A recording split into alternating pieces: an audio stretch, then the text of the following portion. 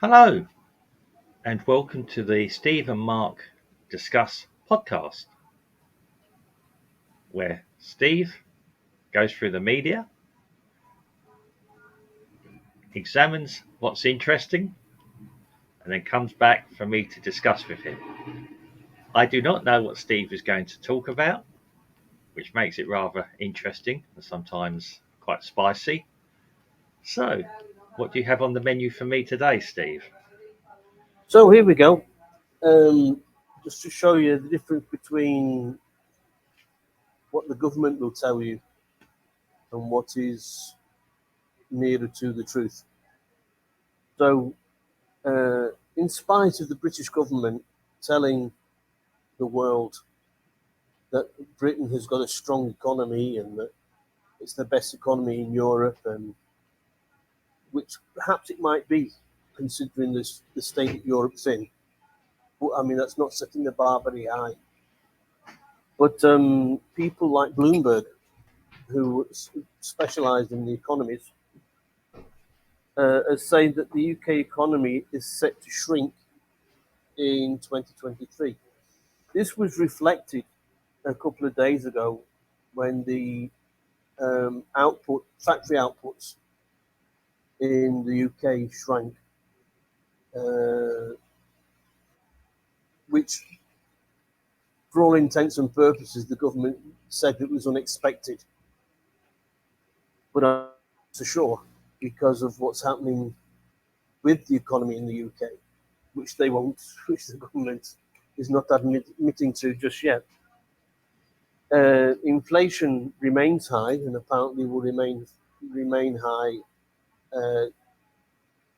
so much in 2023 as in 2024, and so will the interest rates. They have to, because if inflation is high, you need to have high interest rates to combat the flux of money that is in circulation. The bottom's falling out of the housing market in the UK. Once again, because of high interest rates, and people just can't afford to buy houses anymore. And those that are buying can't afford to keep up with the mortgage. And it's very much like this in the US as well. But we're on about the UK, we're on about the British government saying that the economy is really strong.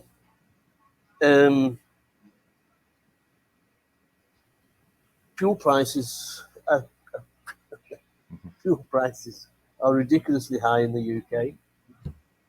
So much so that Rishi Sunak, the British Prime Minister, has decided to open up another oil field in the North Sea to try and get the UK more self-sufficient on oil products. And of course, this is against the people, the Greenies, the people who want the Green New Deal implemented. And also put back the exclusivity of just electric cars being sold from 2030 to 2035, which of course raises the question: is the world really going to end in another 20 years?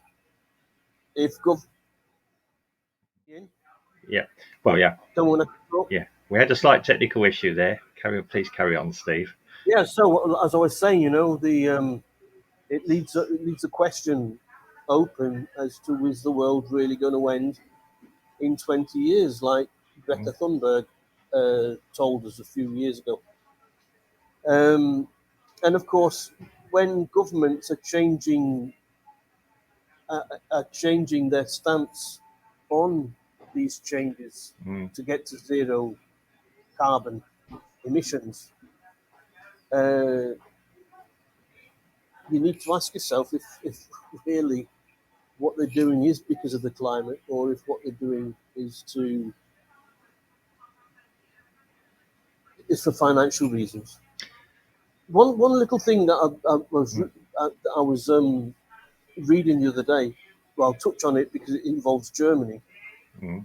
That Lufthansa has to become zero emission, Mm. and if they to do that, they have to use an e fuel. Mm. But if they did that, they would have to use half of the energy, electric energy, Yeah. produced by Germany. So just to keep their airplanes flying. But anyway, I digress. Yeah. Over to you. I think what I've said about the British UK economy is Well, said. It's all going down the pan. But the government are trying to insist that yeah. it's Well, hunky-dory. it's probably a good job the UK isn't in the euro. This is my reading, and obviously, because yeah, we'd be going down with that sinking ship as well. So yeah, probably because we're outside the euro, we're independent. We have our own fate, or the UK has its own fate in its own hands. I'm not saying we're in Brazil. It's nothing to do with us directly. Yeah, obviously, we've both got sort of some concerns there. Um, but yeah, I think that's possibly outside. I think the whole world is going through some sort of strange economic change, which is probably we're in new, uncharted economic waters now, which we've probably never seen before. A very joined up global economy, not totally joined up. When I say joined up, we're all affecting each other. Um, Brazil always seems to be a little bit out of this and still manages to do its own thing. And any economist will tell you that. I mean, with regards, yes, Rishi Sunak changing policy, they call it a 180. He's having to adapt to situations. Um, we're all concerned about the environment. Anyone that denies that there could be human involvement in the climate, in the environment, of course there is. We've cut down too many trees over the past 1,000 years, in reality. So it's not a new thing. We should be planting more trees. I mean, you could agree or disagree with that. I was reading that there's only 0.04% of the atmosphere is actually carbon dioxide. Plant life needs 0.02 to survive. I mean, this appeared in Congress the other day. So, I mean, I have to Plant take it. more trees, they'll need more than that. Well, yeah, I'm using it as an example. Yes. You know. But we can't reduce the carbon dioxide so much because there's natural carbon dioxide as well from volcanoes and other sources, obviously. Um, we are probably now at a point where we are the most responsible we've ever been, from what I understand. Yeah.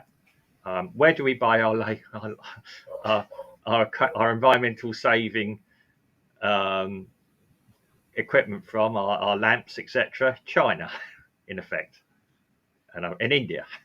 So, yeah, they are the worst pollutants in the world. So we might feel good. Um, with regards to this car situation, I mean, it makes me laugh in the UK at the moment. Nobody can really afford fuel. Well, people always find money for fuel, but yeah, but we've got this ULEZ and everything else going on, which is a money making scam. It's got nothing to do with the environment whatsoever, in my opinion, and I'm not alone there. Yeah, I'm not advocating people should be going around cutting them down. I think that's disgraceful behaviour. Um, but it is also, how can I put it, for everyone to suddenly upgrade to an electric car. Um, only the wealthy people can afford that. These are the people, as you stated in a previous podcast, who don't get affected by policies much, if at all. Yeah, they're the only people that can afford to go out and buy these wonderful new toys. Um, which, when you start analysing what goes into making an electric car, you're never going to get something for nothing, and you're always going to have an impact on the environment, whatever you do. So if you're producing a battery, you've got rare materials that go into it. They have to be mined and pulled out the ground from somewhere. There's both an environmental and a human cost with that as well. You're still talking about parts to make a car. How much of a car is actually recyclable at the end of life? How long does a car last? 15 years, 20 years, if that now. Or, I think, yeah, yeah. The other thing is, yeah, who wants to buy a Mustang that doesn't rev an engine? That's the other thing. But yes, yeah, yeah, You can put a cassette tape yeah. Well, of engine revving in the. but that might have an environmental impact for that. But yeah, it, it's it's our way of living. Um, there's probably too many cars on the roads. Anyway, you can't move anywhere sometimes. What's a necessary journey? Now, I'm not advocating 15-minute cities because they're prison camps, in effect. Yeah.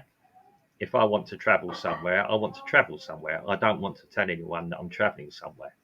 Yeah, I don't need to. If I want to just disappear and go to the coast somewhere or something, just to be by myself, I'll do that. I want the ability to do that. With regards to the oil fields, I mean, yeah, Rishi is changing tact. He is a bit different from Mr. Johnson for that, for whatever reason. Mr. Johnson was a very strong advocate of green policies.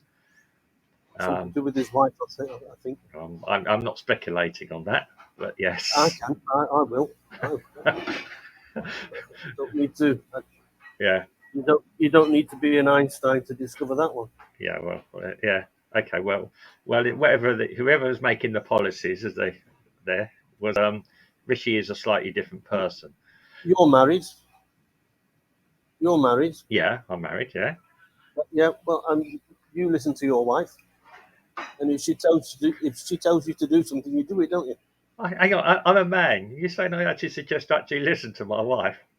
Yeah. I bet she's not listening to this. Well, she is. You see, yeah. I'm not going to have my Lawrence Fox moment here. Yeah, no. Yeah, it is